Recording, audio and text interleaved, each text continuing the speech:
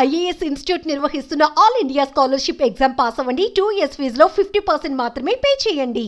సుకుమార్ దర్శకత్వంలో icon star Allu Arjun, Rashmika Mandanna నటించిన పుష్ప 2 దేశవ్యాప్తంగా విడుదలై కలెక్షన్ల సునామీ సృష్టిస్తోంది. పాన్ ఇండియా సినిమాగా తెరకెక్కిన పుష్ప 2 నార్త్ ఇండియాలో బాక్సాఫీస్ వద్ద ప్రభంజనమే కొనసాగుతోంది.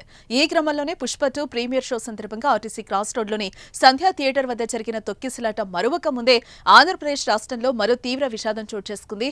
అనంతపురం జిల్లా రాయదుర్గంలో ఉన్న ఒక థియేటర్లో పుష్ప 2 సినిమా చూస్తూ మద్దానప్ప అనే 37 ఏళ్ల అభిమాని కన్నుమూశాడు.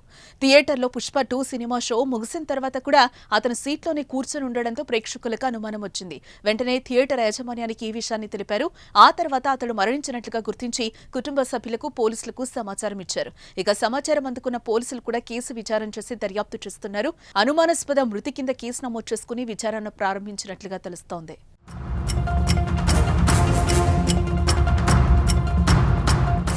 ఇదిలా ఉండగా డిసెంబర్ 4 అర్ధరాత్రి హైదరాబాద్లోని సంధ్యా థియేటర్లో పుష్ప 2 బెనిఫిట్ షో చూడటానికి పెద్ద ఎత్తున అభిమానులు తరలివచ్చారు. అయితే అభిమానులతో సినిమా చూడటానికి ఆ cinema hero Allu Arjun cinema theatre వద్దకు రాగానే హీరోను చూడటానికి అభిమానులు ఒక్కసారిగా ఎగబడ్డంతో తొక్కిసలాట జరగగా ఆ తొక్కిసలాటలో 39 ఏళ్ల రేవతి అక్కడికక్కడే మరణించగా ఆమె కొడుకు స్పృహ తప్పి పడిపోయాడు. ఇక సిపిఆర్ చేసిన ఫలితం లేకపోవడంతో వెంటనే సమీపంలోన్న హాస్పిటల్కి తరలించి మెరుగైన వైద్య చికిత్స అందించారు. ప్రస్తుతం బాలుడి ఆరోగ్య పరిస్థితి కొంచెం నిలకడగా ఉన్నట్లుగా వైద్యులు అంటున్నారు. ఇక ఈ ఘటన 2 తెలుగు రాష్ట్రాలతో పాటు యావత్తు దేశాన్నే కలిచివేసింది.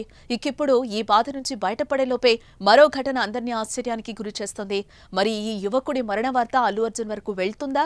వెళ్తే ఆయన సత్వర నిర్ణయం ఏ విధంగా ఉంటుంది అనే విషయాలు తెలియాల్సి ఉంది.